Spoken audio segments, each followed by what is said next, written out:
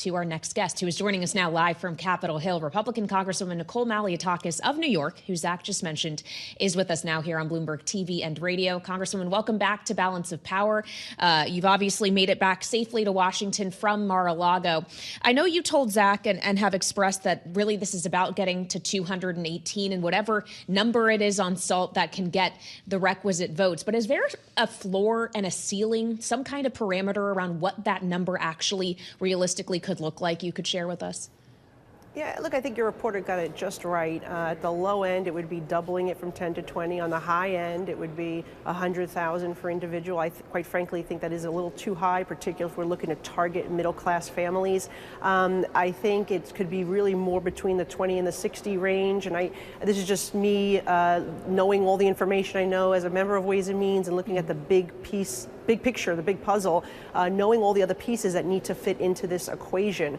I think the idea here is to get some type of relief from the federal level for our constituents in New York, New Jersey, California, because their mayors and governors, quite frankly, are abusing them. They keep increasing their taxes. The property tax levy in New York City goes up year after year after year. It's the only municipality in the state that does not have a 2% cap. And that's unfortunate. This problem could obviously be resolved by our mayor and governor if they were just to freeze property taxes or lower the personal income tax rate as President Trump did in TCJA in 2017.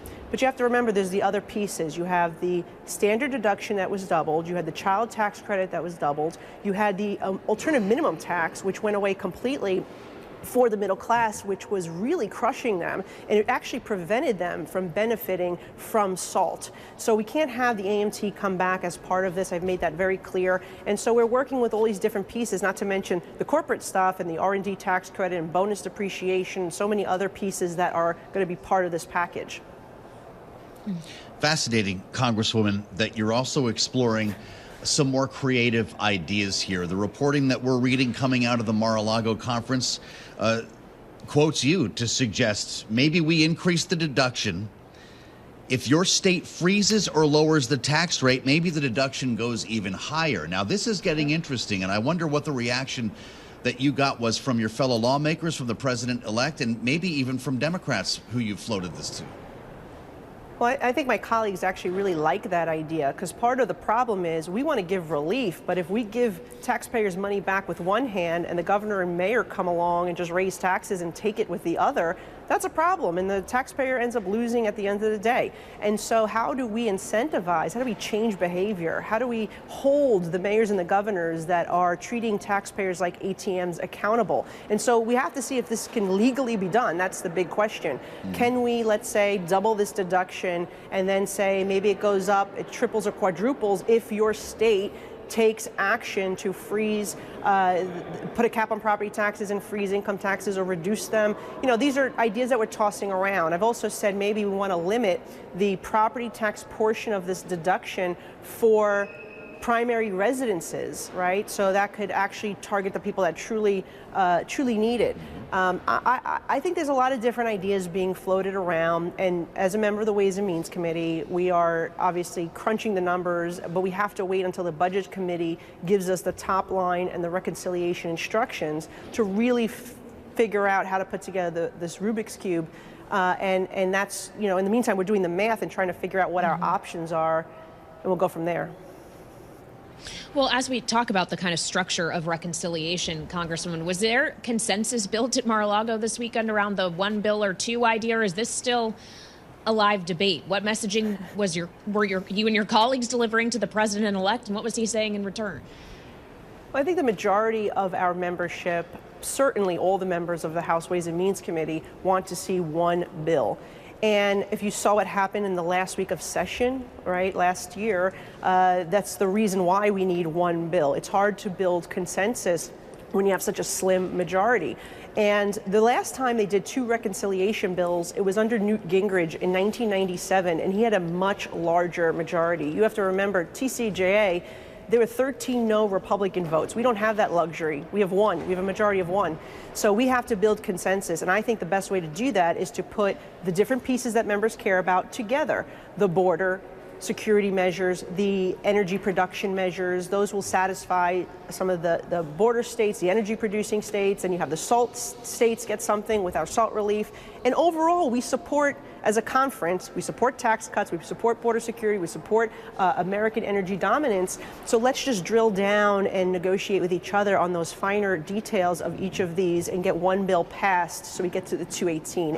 If you kick tax to the end of the year in a separate package, I very much fear that it will expire and America will see $4 trillion in tax increases. We cannot afford to allow that to happen. It's too risky to do it later on in the year and not up front with this first package. Well, Congresswoman, that's as long as we've ever gone in a conversation, I think, before you mentioned the border. So let's get to it. There is a thought out there, and Grover Norquist suggested it a little bit earlier in the broadcast, that Donald Trump's plans to issue some 100 executive orders, many of them aimed at the border, will give you breathing room to actually craft a single bill that would include border security and the tax issues that we're talking about.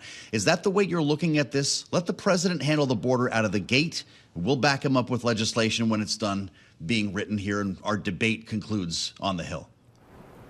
Yeah, well, you know, the Senate has made the argument that we need to do two because we want to do the border wins early on. There's a way we can achieve that. First, as you say, the president can issue the executive orders, and he will do that to undo the policies of the Biden administration. But we've also passed legislation. Just the other day, we passed the Laken-Riley Act, which would require those who commit certain crimes to be detained and deported. And we're working through pieces of legislation that can get bipartisan support and the 60 votes needed in the Senate to get that out the door and put it on the president's desk for when he arrives next week. So I think we can score those border victories early, and then really when it comes to the reconciliation, it has to have a fiscal implication, right? So we can't necessarily do Laken-Riley Act in reconciliation, but we can increase border patrol, we can increase technology, we can put some things in there that would help with the deportation of criminals, and maybe adding judges to hear these asylum cases faster. So I think we can achieve both things here. And the bottom line is the president really just wants to get it done. I don't think he cares at the end of the day on whether it's one or two. I think he just wants to get the policies done that will get America back on track. We've made the case that it should be one bill, and I think he sees the merit of one bill, as I said, considering what happened at the end of last year, where we had so much back and forth within our conference. Well, and part of that saga at the end of last year, Congresswoman, was a question over whether the debt ceiling should be lifted or abolished entirely before Trump takes office. How is that interplaying in the conversations this weekend? When is that going to happen? And what legislation and what could potentially be the trade-off? As we've seen reporting that it might be debt ceiling in exchange for wildfire relief in California. Well, you know, interestingly enough, a lot of members believe that the debt limit piece of this is probably the most complicated because that's where you see the most friction within our conference. There are some members who never voted to increase the debt limit. And we have to understand that the debt limit is money that's already been spent, that we're paying the bill. We don't want to prevent a default. So the responsible thing to do is to address that debt limit and do it before June. I think we're just going to look for any vehicle where we can get it. It could be with disaster aid. It could be within the reconciliation. It could be within the government funding mechanism, the federal budget. So we'll see what vehicle where we can get it, but it does need to be addressed before June. The sooner we can do it, the better. Let's get it out of the way since it's the most contentious piece, and then get to the other real policy issues that the people have been waiting for, right? They want to get this economy back on track. They want to see the tax cuts extended and enhanced. They want to see our border secure and people who are here illegally committing crimes deported. And they want to see us lower those energy costs and produce more energy domestically. Congresswoman, with regard to the border, while you're with us here in our remaining couple of moments, a warning from Immigrations and Custom Enforcement. Without emergency funding, they could be forced to release tens of thousands of immigrants, including some deemed to be public safety threats. We've talked a lot about the number of migrants being held in hotels, for instance, in places like New York City. Are you in touch with ICE and with Border Patrol on this matter? Would Congress be there to prevent the release of people dangerous to Americans? Well, I have not heard about this if there's an issue with the funding, because the funding is there for the next, to the end of March. I think what they need to do is actually find a way to shift the funding. So instead of housing individuals and transporting individuals into America's cities, we're actually deporting them and repatriating them. And if they are committing crimes and they don't have legitimate asylum claims. So I think that we met with Tom Homan about this. I mean, particularly New York City has been destroyed, by havoc being wreaked by illegal immigrants, gang members, drug traffickers, people who are bad, dangerous people. They've committed murder, they've committed robberies, they've committed all sorts of crimes in our city, and we need to get them out of our city and our country. And so the question really has been, how does the incoming administration legally, is there a way for them to shift some of the money that has actually been used to provide incentives and house these individuals and give them free services, to actually remove them from our country? And that's, I think, what the incoming administration is going to have to address when they get there next week. From New York's 11th District, Nicole Malliotakis, great to see you, Congresswoman. We thank you giving us a little report from Mar-a-Lago there, Kaylee. Interesting to consider some of the options that lawmakers are facing. And we're